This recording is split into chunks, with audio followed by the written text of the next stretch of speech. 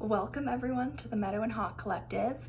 In this video, we're going to explore the Cancer full moon, which is going to go exact at 5:27 p.m. Eastern Time on Monday, January 13th. So we have that kind of auspicious, the number 13 for the number of full moons in a year. There's just like a lot of sacred things connected to the number 13, which is interesting how culturally it's been kind of distorted as like an unlucky number.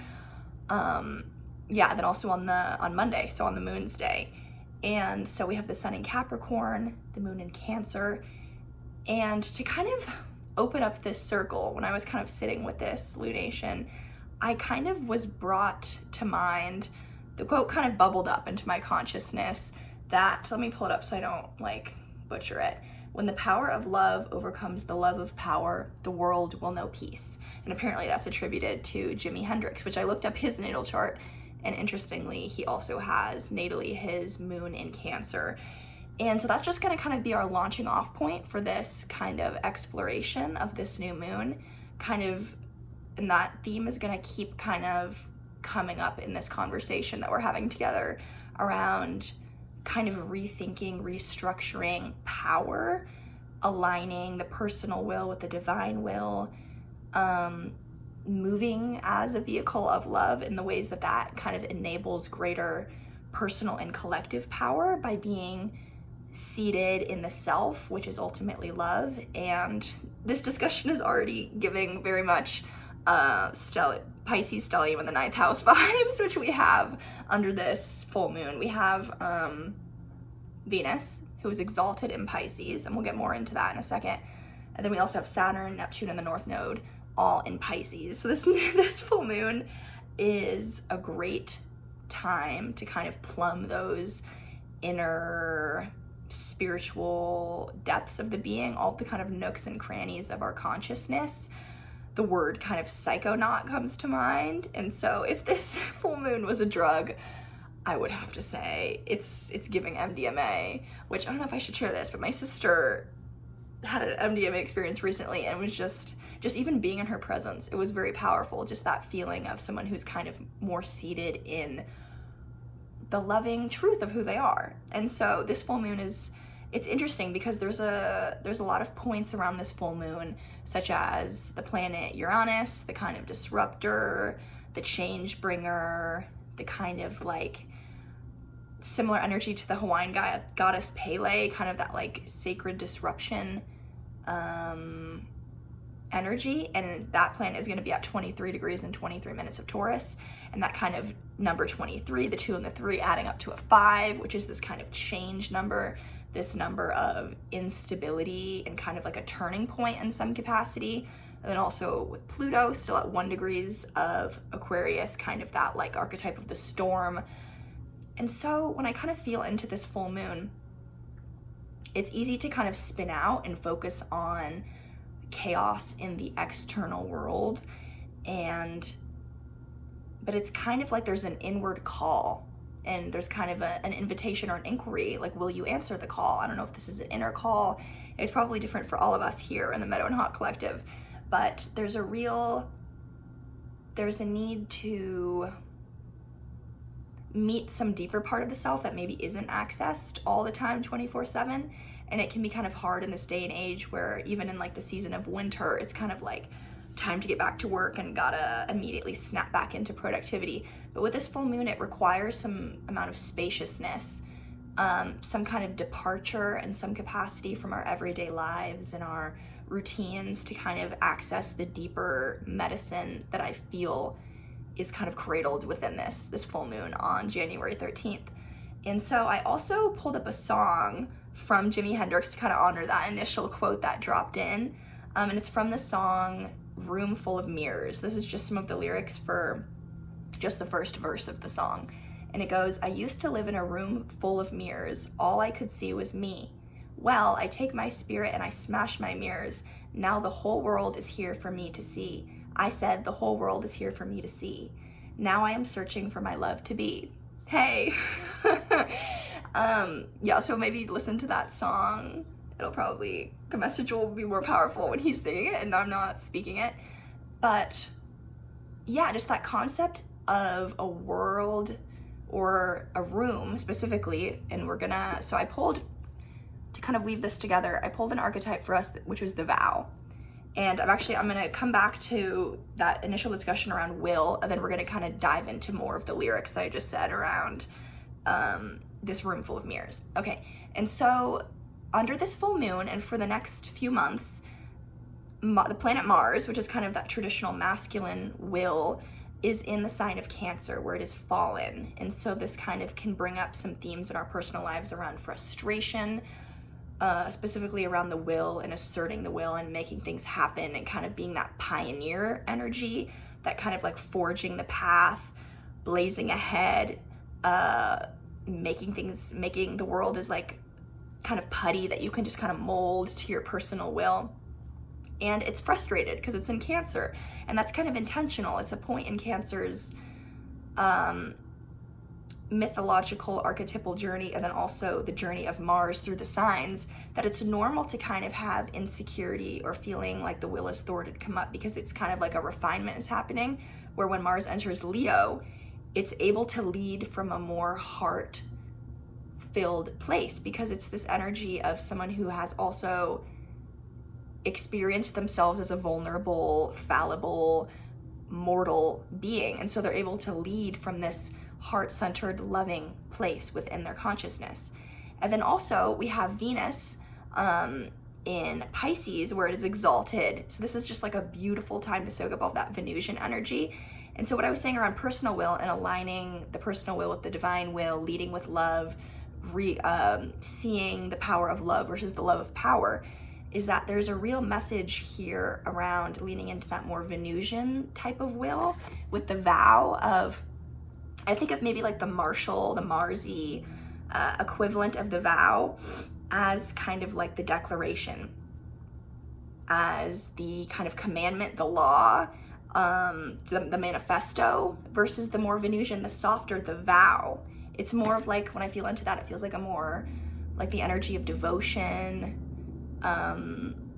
like a softer way of being in the world. And so we might find that, especially around the time of this full moon and just in general this month, that it's not really a time that's supported for pioneering and making our wills known in the external world per se. We might find that there's more blocks and little like pause signs that come up, not like negating, or it's not as punishment, but as just like more of an invitation to check into exploring the inner domain of our consciousness and our beings in a feeling so much closer to ourselves. And then as we move into like the spring months, we find it easier to actualize that in the external world. And so coming back to that I used to live in a room full of mirrors, which is kind of interesting. So I was asking for more information about the vows that we're being invited to release around the time of this Cancer full moon. And interestingly, the empty room came up, the cave, as well as the riddle. And it's funny that the riddle came out, because I was kind of feeling like there's some interesting, like mind confusing energy, which kind of leads me into that kind of thing I was saying earlier around the importance of the heart and love. And that a lot of times that's not like a logical thing to understand, and it's not like an agenda or a set of objectives that can be easily conceptualized. And so there's a real invitation here to kind of drop into like a more embodied, is kind of the only word that comes to mind, but a less literal, more metaphorical, turning to poetry, turning to music around the time of this full moon, to kind of grasp a new part of your consciousness in a new way. But with the empty room and the cave as being things that we're letting go of the need to do things alone was really coming up as a big theme, especially around Pluto entering Aquarius. And then simultaneously, when I asked what kind of vows we're invited to kind of devote ourselves more towards in our lives in terms of the ways that we're prioritizing actions or approaches to the world, I have the village, the starborn, and the underworld, which is so interesting in terms of like a more networked, interconnected, mutually flourishing way. So turning ourselves, devoting ourselves to seeing ourselves as one tiny little node in a much larger collective, and less of this kind of like, when I think of the empty room, it feels like there's a single person in there. And I don't know, there's no person pictured in this room, obviously it's empty. And the kind of, one of the points of this card is that it's filled with potential. And so we're kind of being invited to kind of release the paralysis of potential and turn more towards our rooting into our lives and our communities in a more tangible way, I want to say, in a more seeing ourselves in our own divinity in a way that leads to us acting and contributing and being of service to others, rather than kind of being in this like dead end energy, I want to say, in the mental plane of feeling so like focused on the self and its flaws, and kind of like, because the cave is a beautiful place of initiation, but when we stay there for too long, things start to get stale. Things start to get, there's kind of this myopia that happens where we're kind of in the dark for so long that our vision has kind of recalibrated or readjusted to that darkness and a feeling of isolation and darkness. And so that kind of speaks to me that maybe there's like a collective general feeling of isolation. And with the vow, we're invited to see ourselves in the ways that we're connected rather than isolated, for the ways that our love kind of overflows into our lives, instead of the ways that something is kind of broken or wrong. And for some kind of messages that I wrote down that kind of feel into what I just said, actually, so I think I'm going to share them right now. I wrote down, power is being restructured from the ground up. Something is in the birth canal, interestingly. Are you defining something by the pain it caused or is causing, or the beauty that is emerging? Again, that kind of choice point of seeing something as possible or impossible, with that Piscean mutable energy in this square between Saturn and Jupiter in mutable signs, Jupiter in Gemini and Saturn in Pisces. There's this very like creative, visionary energy coming up. And it's kind of like if you're seeing something or telling yourself the story that something is impossible, that ends up being correct. And if you see something as possible, doors open in ways that you could have never expected. Like the empty room is also like it's a portal. It's like, it kind of looks like the head of a spaceship in space, where it's like looking out from this node of your consciousness into the vastness that surrounds you and seeing only potentials, basically. Something is breaking in order to come together. States of separation are searing before they're over. And so kind of like this energy of, and it's interesting how like we hit obviously like the Gregorian New Year 2025, but as in a lot of other traditions, like it's the Gregorian calendar is neither a solar nor a lunar calendar. So it's a little bit arbitrary in terms of a lot of times the energies that we were working through maybe at the end of 2024 are still carrying on. So there's a feeling here.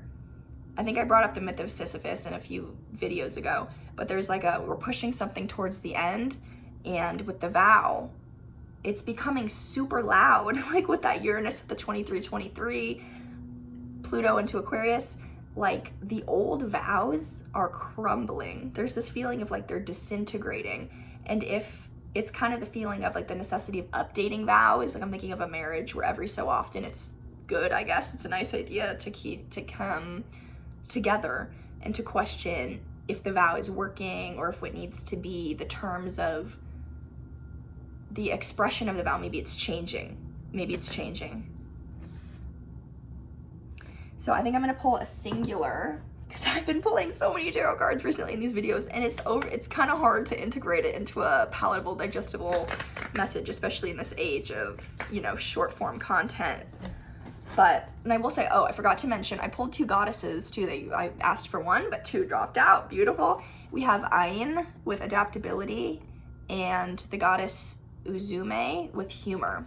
So that just felt like really good medicine, that there's adaptability and humor, and that it's kind of a tendency in Capricorn season to take things and ourselves really personally and seriously, like take everything personally, and then also take ourselves and the world seriously. And so there's a lot of medicine in that kind of like fertile, creative Saturn Jupiter square, which can be frustrating, but you know, incredibly creative when we engage with it. And so yeah, and with the power of adaptability, that feels strong in terms of holding ourselves.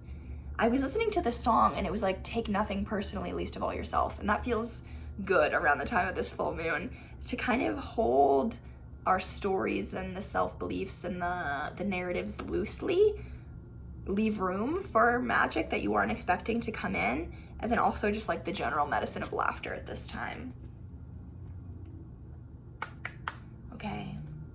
The Meadow and Hawk Collective. What card is working with us under this Capricorn Sun, Cancer Moon, this Cancer full moon?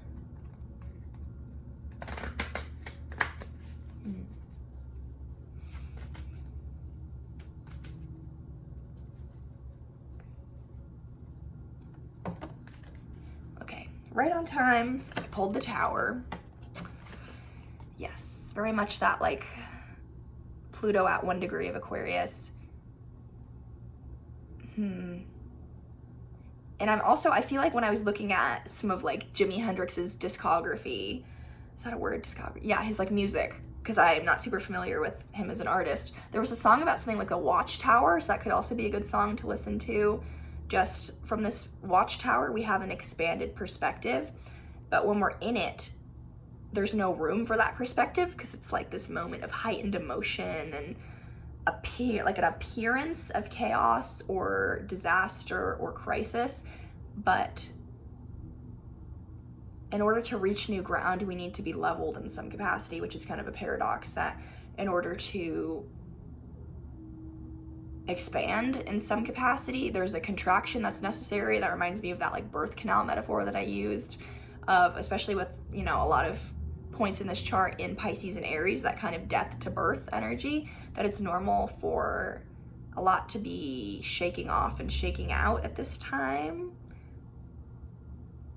And I'm looking at the bottom of the deck and it's the Magician. So you are, whoever is watching this, the person I'm connecting with right now, are more than capable of riding these waves of change and staying seated within your personal power as a vehicle of love.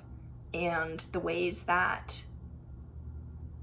there's something like right around the corner that we can't necessarily foresee, because the future is being built before our very eyes and we're building it, and we are deciding what we want to keep and what we want to get rid of as we revisit the vow.